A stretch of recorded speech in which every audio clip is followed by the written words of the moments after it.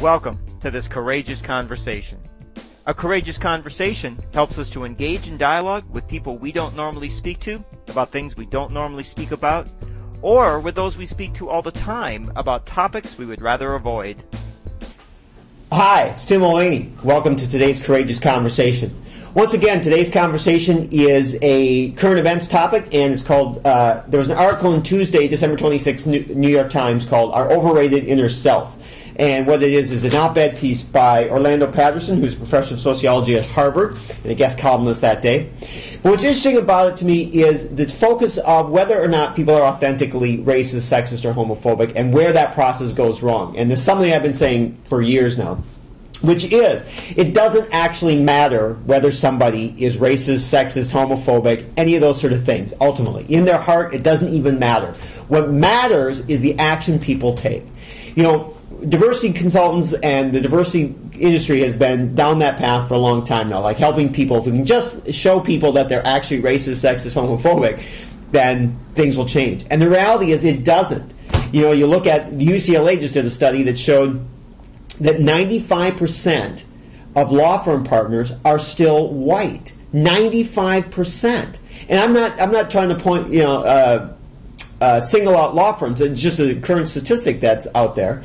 And most law firms have diversity policies, they have diversity committees, they've got people in charge of diversity, and yet the action doesn't match what's going on. Doesn't match what we're saying we want to do. And that's true for most organizations. You know, the most senior leaders are not women, they're not even in the pipeline, because they're over in fields where that doesn't get you to the CEO or the upper echelons. In other words, they're not in money-raising frontline organizations. They're in marketing or human resources or places like that.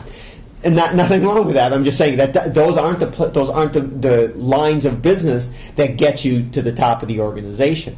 So the reality is, what it's saying is, this is about what it is we do, the actions we take. Because I don't care if somebody's actually racist or sexist, but what I care about is if their actions match their words. In other words, if we say as an organization, and what we do is we measure people based on their merit. You know what? Then all we got to do is measure people based on their merit. And what that means is having conversation with people that says, listen, here's what I need from you. Here's the things I need you to do. Here's how we're going to measure that success. And here's how I'm going to help you do that. And we do that, and I get ahead. I don't care. You can think I'm the stupidest person in the universe. As long as we're doing those three things, you say that's how we get ahead here, and you hold me to that, and I do it, and that's how we get there, then perfect. Then it doesn't matter. Because we look at it, and we're not doing what it is we say we're going to do. And that's the crime of the whole thing, is it isn't about the inner self, if you will. It isn't about what's going on in my heart of hearts. What happens is, do my actions match my words? And that's just to say all about what Courageous Conversations is about. Am I talking to people and holding them accountable to their words and their actions, and are they holding me accountable to my words and my actions? And that is, I tell you, it sounds hard. It is hard, but it's a lot simpler than helping people see, if they just see how racist and sexist they are, then somehow all is going to change, because it isn't translating into the behavior that we need to have happen.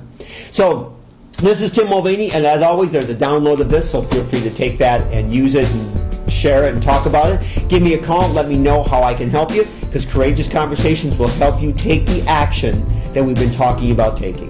So thanks again for listening, and I look forward to talking to you again soon. Bye now.